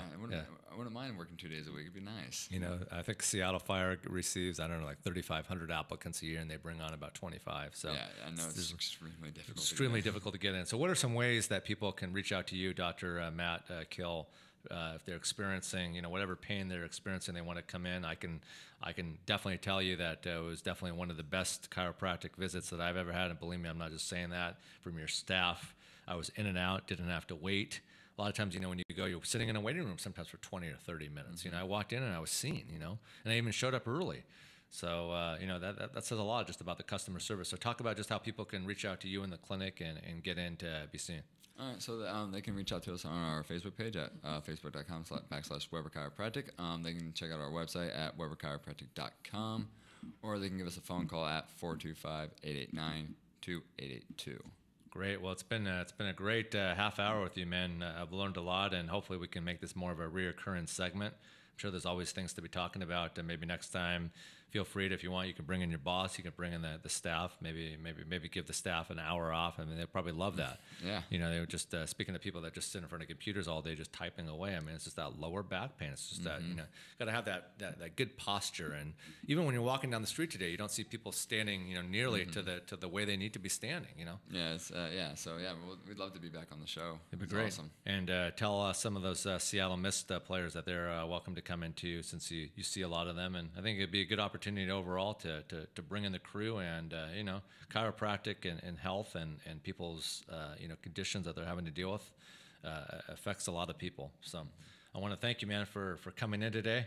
And feel free if you have to leave. I'm sure you've got a lot of things to do. If not, we'll be able to take a picture and do some production work when I get off there at 3 o'clock. I'm told that my next in-studio guests coming up, Nick and Ben from their Zima Marketing, are supposed to be in at 1 minute actually from now to give away the tickets and passes that they so generously offered. You're more than welcome to stay on and watch Dr.Kill if you want, and we'll be excited to learn and hear how they want to give away these tickets. It was a contest that we ran for a week, and it was it's just social is everything. I mean, you see more people leaving Facebook to go to Instagram. So these guys have over about 31 clients here in the Northwest. Might be a good opportunity. I can't tell you how many new business relationships have gained from people coming on this show. So might be a good opportunity for you to hear what the guys offer and just be able to get Dr. Matt Kill's name even out there further. Awesome. To the state. You guys are a great clinic here around that's helped a lot of people, including myself. I mean, I think this is a safe assessment. I think I'd still be in the pain that I was in if I didn't come in and see you. So shout out to you and the whole staff there at your clinic. And are the guys ready here to come in? Great. Let's get our guys here from Zima Marketing. Looks like we have one of the two. We got my buddy Ben here. Ben, if you want to take a seat here in your usual place, you're no rookie to this show. You know the way things go down here on the big show here at Studio 110.live. Normally, you have your partner in crime, Nick, with you, but it sounds like one guy can handle it today. You don't need the backup to come in to be able to show us the flight plan. You came in last Monday. Yes. You had this great idea. Just with your background and your knowledge of you being owning and operating a successful marketing company here in the Northwest called Zima Marketing. You have over 31 clients here in the Northwest. I just was actually speaking to Dr. Matthew-Kill here about you, and Dr. Matthew-Kill and his boss are the two chiropractic doctors at their clinic here on the east side. So I said, I'm always like, before the guests come in, I'm actually like, it's such a team effort here. I'm actually like putting in a good word for Zima when you're not even in here. So hopefully your ears were burning on your way here to the studio in terms of what we were talking about here. So I want to give you a shout out, man. I wasn't able to make it. You had two good-sized events a couple days ago. You had the Showbox, and then you had the W, and sounds like they were both very successful. And so let's get to it here. So let's kind of start from ultimately where we left off.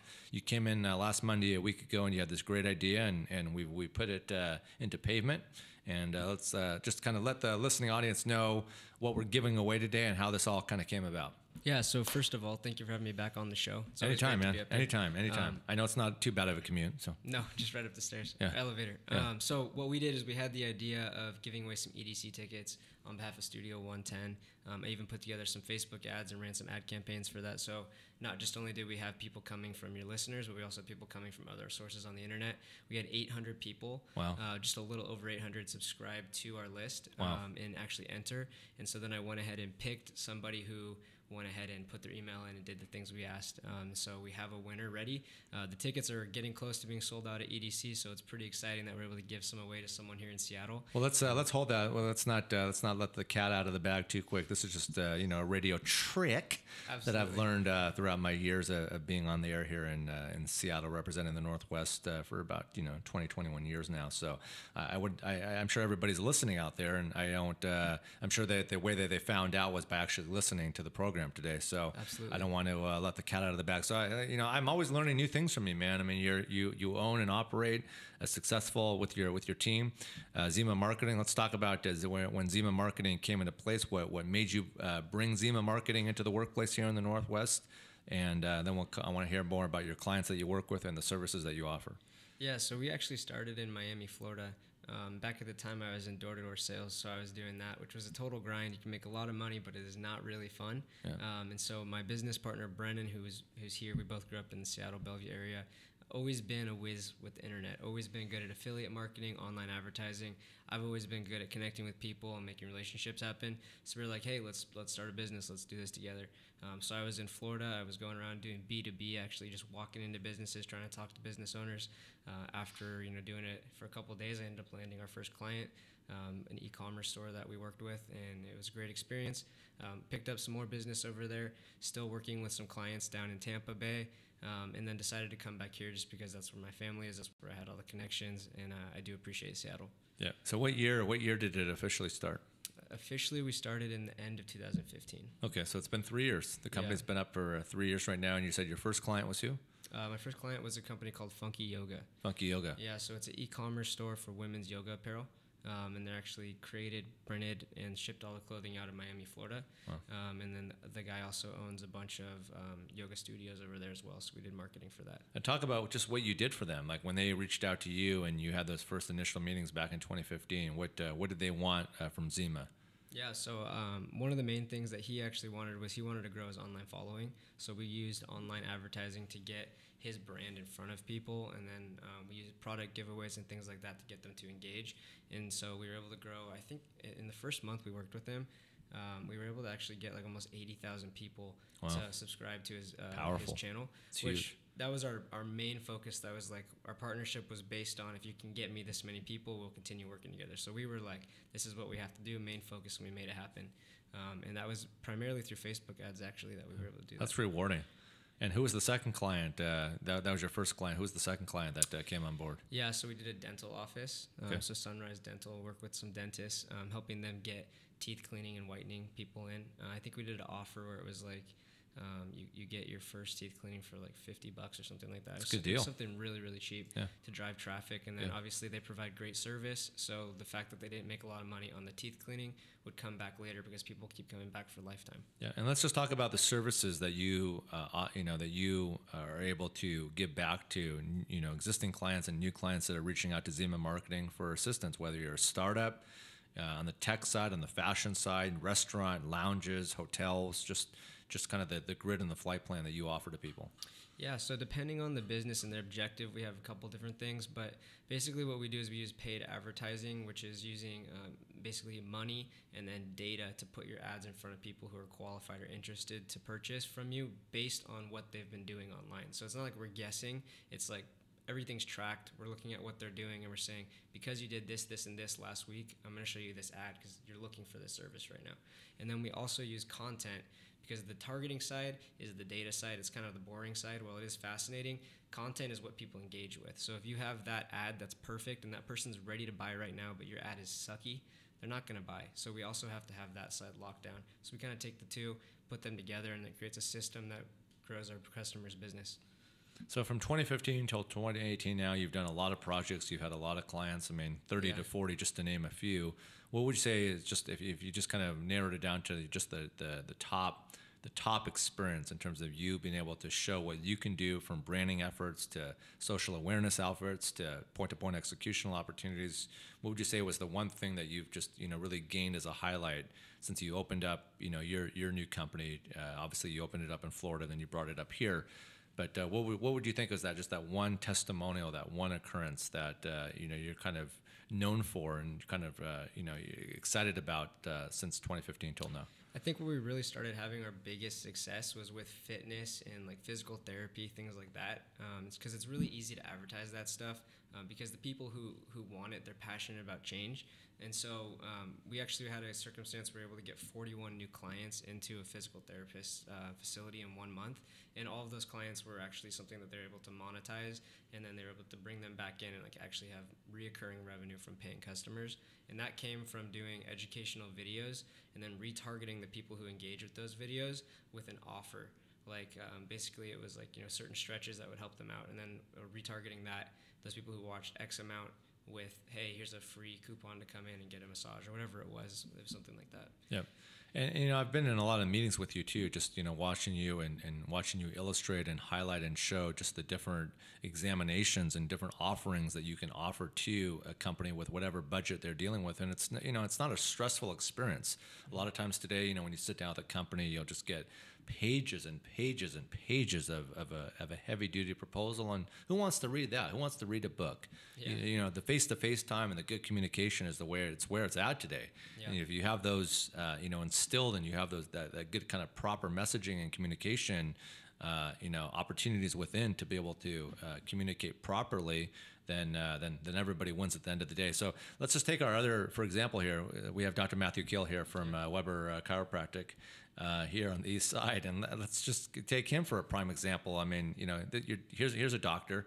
Yeah. He had to study 4 years to be able to have the proper licensing to be able to see patients and help people out. So let's say, for example, if his sports clinic reached out to you at Zima Marketing, Ben, like what would you be able to offer him to be able to hypothetically get more patients in to fill up? Not to say that he needs to fill up his calendar, but just for a prime example, for example. Yeah, well, a lot of times, especially with the industry that you're in, people want to see your face and they want to know who they're coming in to work with, because they're not coming in just to get a back adjustment. They're coming in because they trust you and they want to work with someone. I mean, when you think about what you're doing, it's something that is a big deal. You're adjusting people's spines or helping them recover from injuries, so they need to have that personal connection. Yeah. So what I would say is very important is having video content made, and then using that video content and placing that content that shows the unique side of your brand in front of people who are looking or currently interested in getting that kind of work done. Yeah. And so it's just basically, people don't know what they don't know. So if they don't know who you are and that you're a great guy, then they'll never give you the chance to do business. So it's just getting it out there. So ultimately, I think what you're getting to is just like producing, and I've been a fan of this for so long, and I'm always telling people this. I'm telling my group that I manage with Nasty Nest, the Hyde children, just create like these 25 to 30 second videos and put them on the website where people can, click on the website or go to social or go to the clinic's Instagram and really be able to hear the doctor, speak for 30 seconds, 40 seconds about what he's going to offer, how he's going to be able to help you. Because there's, what's a better experience to be able to have that proper video placement built into the application, or to be able to just read, a bio, Yeah. Well, and then the nice thing is too, the way that it's set up is by the time someone watches your videos and comes in to work with you, you don't deal with these people who are still trying to see if you're legit or if you're a good fit. They're coming to you because they're ready to do business, because the information you put out there has guided them there. Yeah. And just, everybody's got different budgets and everybody has different price points that they want to work on. But, when you take on a new client, what are kind of the start to the end, ratio in terms of what people can be able to provide to Zima for you to be able to execute their grid and their game plan to show them success? Yeah, it really all depends on the goals that they're looking for. I mean, obviously, if my client comes to me and they say, I want to grow my business to be $20,000 more a month per revenue, you're not going to get that kind of growth from a $500 investment. But some people just want to say, hey, I want to get my business to get more traffic online. I want to get 3 more customers this month, and that's something that you can work within a few hundred to $1,000. But some people want massive growth, so it takes money to make money. Capital chases profits. That's just the way business is. And Zima Marketing roughly has about 31 clients right now. Yep. Can we just mention a couple of the clients' names just so people can see how hard you're working and your team is working right now? Yeah. So some of our biggest clients, Vivint Smart Home, which is a $2 billion company, publicly traded. We did some advertising campaigns for them, and we're still doing them to help them generate sales reps for their business, as well as sell in-home security systems to homeowners in different states. Another company we worked with was another door-to-door sales company. I think I got in with these guys because I sold for these guys, so they already knew who I was, and we were able to make business happen. But actually helping out Altera Pest Control actually sell their pest control services to homes. We've done work with some big companies like Daniel's Broiler, done work with a lot of local fitness gyms, dentist office, sports medicine, all sorts of stuff like that. Really, we do a lot of e-commerce work as well. The reason I like e-commerce is because you can make a lot of money really fast in it if you know what you're doing. You can also spend a lot of money really fast in it too, so you have to be careful. But we do a lot of work with those industries.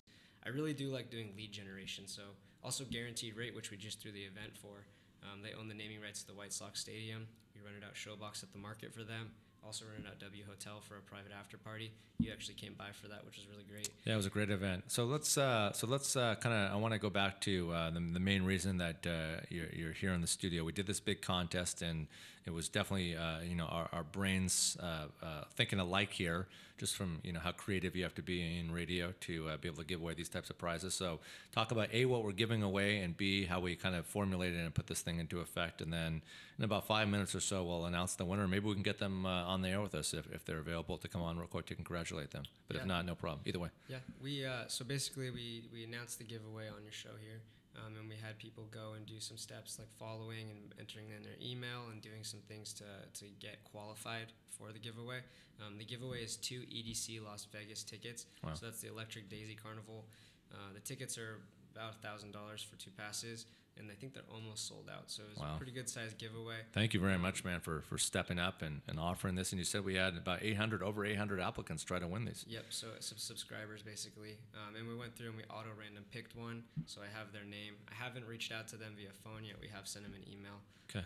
So do you have their phone number? I don't have their phone number. I have the email address. Okay.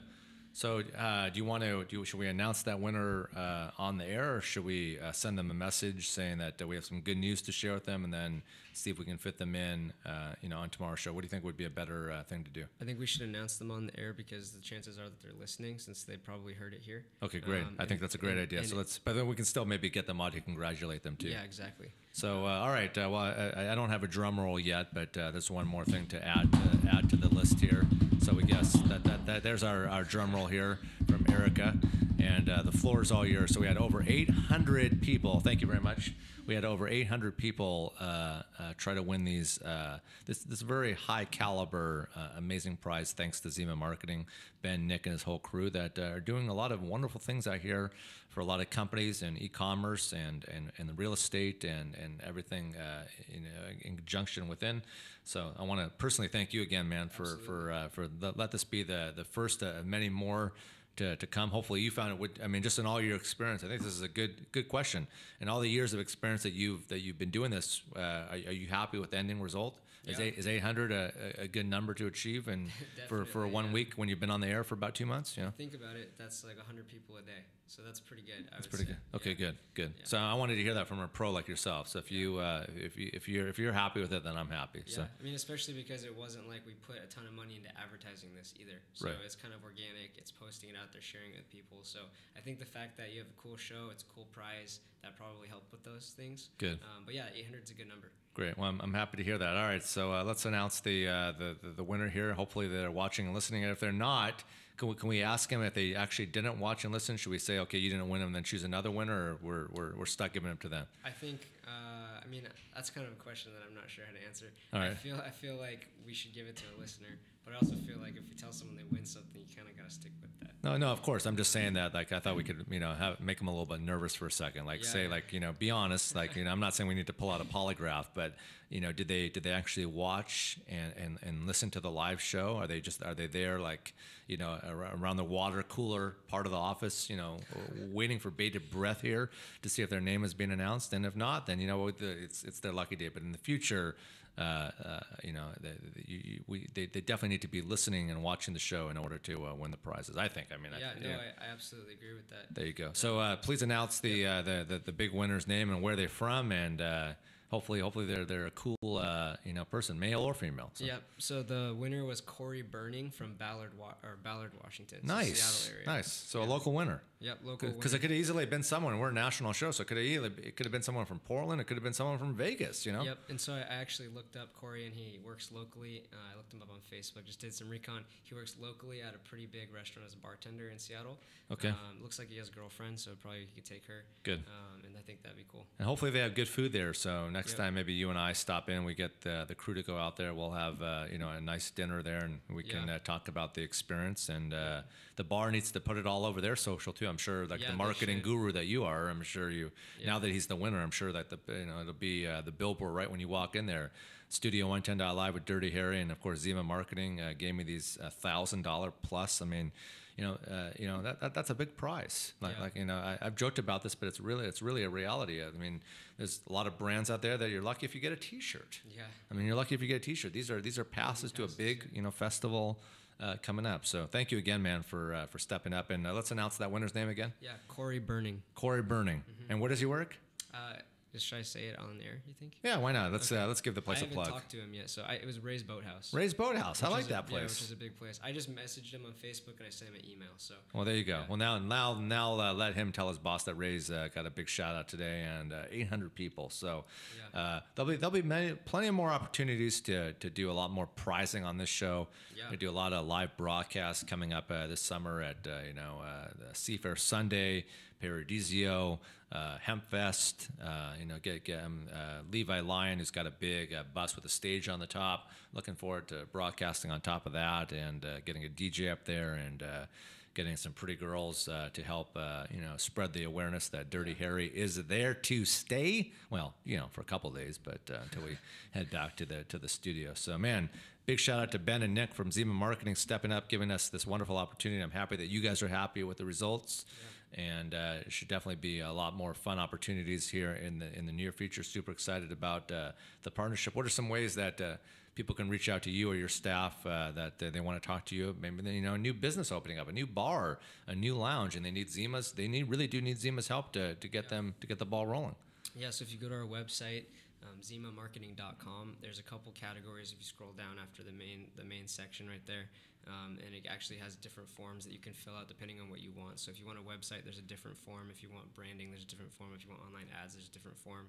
And those forms are actually sent directly to my phone. So usually when I get those, unless it's at like 1 in the morning, which happens actually pretty frequently, I'll usually give you a call within 10-15 minutes so we can get something on the calendar and meet face to face. So people are hitting you up all night. They're not just waiting during the typical business hours to reach out to Zima Marketing to express interest. I notice a lot of people do their research. They try to kind of do the information building late at night. And I actually do that myself too. Like I'll be on the computer till 1 in the morning reading about something or figuring out what the best solution is. Yep. So I'm guessing that's why they do that. And are there some new objectives coming up in the marketing social grid campaigns? And besides, the 25 to 30 second, videos that you can produce that you can put out there on different, inner working stations to be able to promote your product? Any other new things that are coming up that you're excited about that we could talk about? I really, really have enjoyed doing events. So even like helping with your penthouse party here, and then also doing the guaranteed rate event. We have another event coming up at the end of the month. Those have been really fun, and I think it's a great way to grow a business because you're bringing people together to have fun together, and they're going to remember your business when they have fun, so they're going to want to work with you.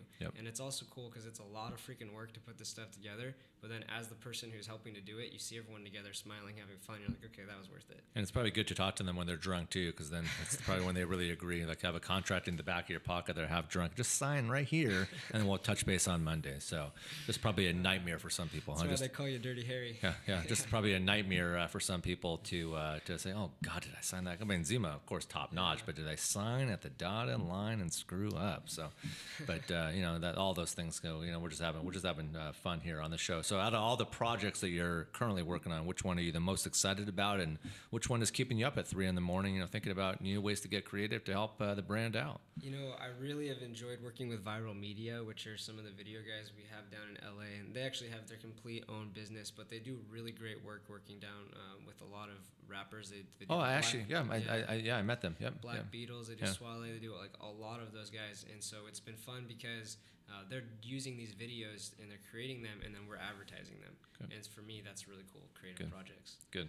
Well, just do me a favor again, mention the winner's name, and then any shout outs that you have to give, and then we'll wrap it up here for the day on a sunny Monday afternoon. I wish we had a barbecue grill out there, because I'd be throwing down some veggie dogs, but I'll have to go home to chow down on those. So yeah, so we had Corey Burning win the EDC giveaway from Corey Studio Burning. 110 Live.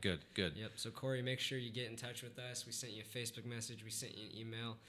If you even go to Studio 110 and message them, however you do it, we want to make sure you get those tickets. So don't drop the ball. I don't know. We're going to give him an expiration if we don't hear from him by 5 o'clock local time. Then it goes to the next winner. Yeah, I would say if we don't hear from him by 5 o'clock today. Okay. Then yeah.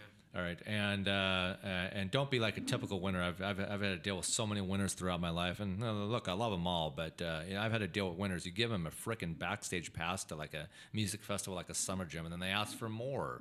They ask for can you provide this? No, I can't. I mean, I just gave you you didn't listen to me. You bought a phony counterfeit ticket, and I'm cleaning up the dirt here. I'm fixing the situation. I'm putting a smile on your face. Yep. You were crying 30 seconds ago. Now you're laughing like you just left the biggest comedy show. So. Yeah. It's a good rewarding feeling to be able to help out. But when Corey reaches out to you and he asks for is Zima and Studio 110 going to provide an Uber to the frickin' airport and hotel and food and all that? No, you're lucky enough if you just get the frickin' passes that we're giving you on this show. So don't ask for more. Go to your frickin' boss at where he's working at Ray's Boathouse. I mean maybe he'll want to step up and supply him. But believe me, in the years that I've been in it, you see people asking for the world. You just got to put them in check. So, Ben, I want to thank you again, man, for hopefully this was your most enjoyable part of your day so far. Yes, to put the phone down and the computer down, and I'm sure you've got a lot more big things in the works that you've got to get accomplished today.